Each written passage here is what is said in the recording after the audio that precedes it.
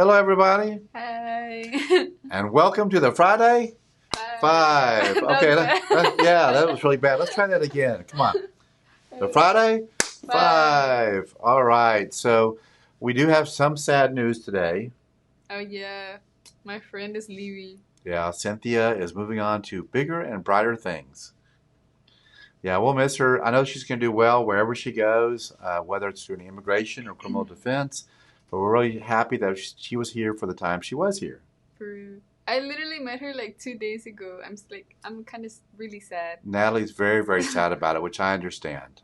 All right. So let's get right into it.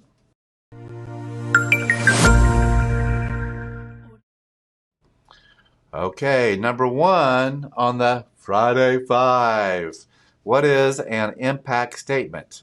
So, an impact statement is basically where we get the client or someone close to the client or both to give us a statement about how the injury has affected their daily life. Do you think that's important? I think it is. So like insurance companies and stuff, so they know like you the real deal.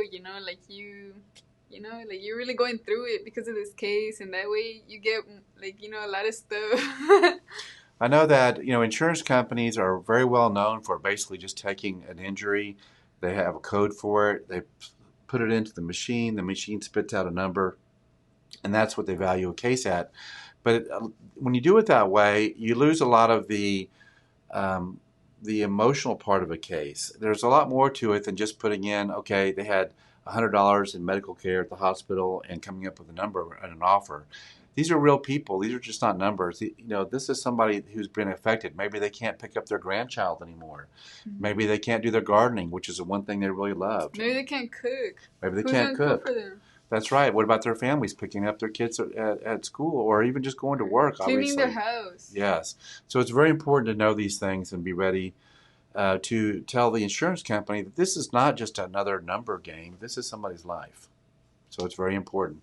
So we ask those questions when they come in during the case. And if there's a wife or a significant other, husband, then we ask them too, how has this affected them? And they tell us, so we kind of know. And that way we can give it to the insurance company and they can take it from there. Okay? Number two on the Friday Five. So before your kids grow up, what are some of the things that we should be doing with them? And I can say that we've done a lot of these already. What do you think?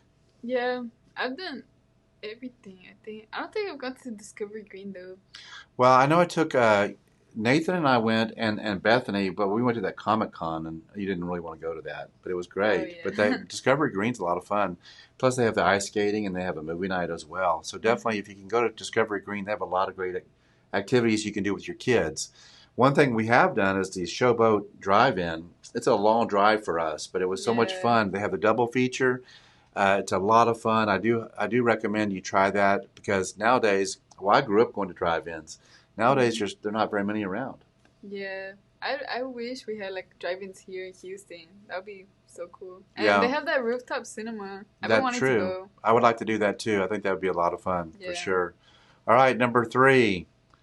Okay, so this is definitely something that helps me, and not only just with my day-to-day job as a lawyer, I deal with a lot of conflict. It's really a high conflict job, but also just on personal relationships as well.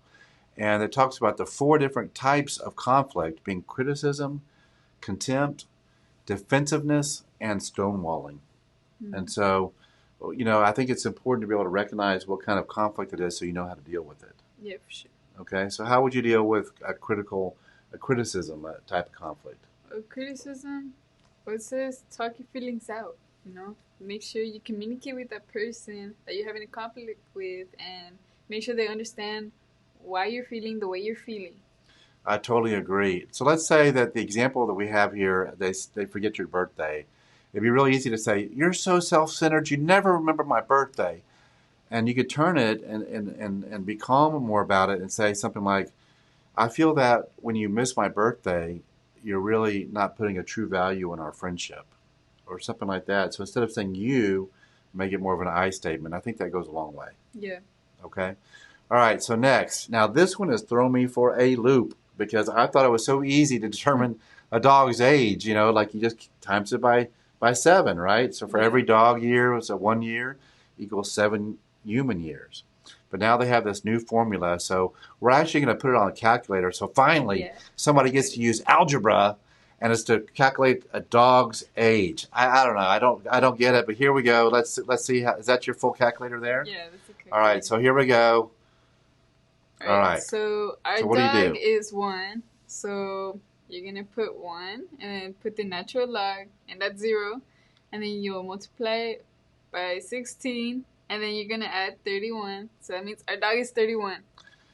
Really? That's crazy. That is crazy. He was just born a year ago. Now he's Yeah. 31. But what's weird is that 2 doesn't mean he'll be 62. It's a different thing. So put 2. Natural log times 16 plus 31. He's 42. 42. Okay. So it's I don't see how anybody's going to be really using this to calculate on a regular basis. I'll just stick with the 7 years. Yeah, me too. Yeah, I think that's much easier and a lot happier result. So, all right. So number 5, and I know that I've had price tags on things that I won't try to get it off, and it always has that sticky residue on it. Especially like with Christmas, it's really this is gonna be very helpful for a lot of people. So you Yeah. can wrap it easier, and it can look clean and nice. That's very true. So what do you do?